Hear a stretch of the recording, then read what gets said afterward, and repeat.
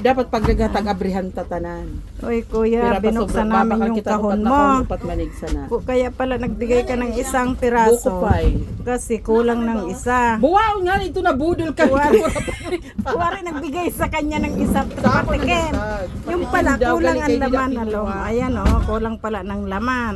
Ay, nabudol-budol mo kami, kuya. Pagbalik ko sa linggo, hindi na ako bibili kapag ganyang kulang. Kulang pala ng isang piraso, ha.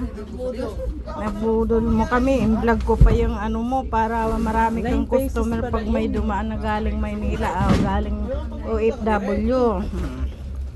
Sige, ha. Ito kami, Ayan ang kumain sa sample mo. Hindi naman pala yung sample. Yung pala ay dito yun.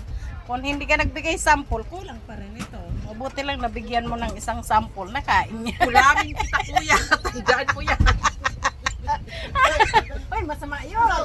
Hayaan mo siya. Sabihin mo na lang I love you. Huwag na magsabi ng kulam. Ay, tiaman, talkagwapo. Mas mayo na lang I love you. Kaya di ka pa magkakasala sa tao. Masama yung kulam.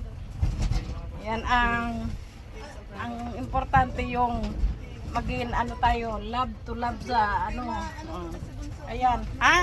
Testigos yan, kuya, na video ko yan. Papakita ko to sa'yo pagbalik namin sa linggo.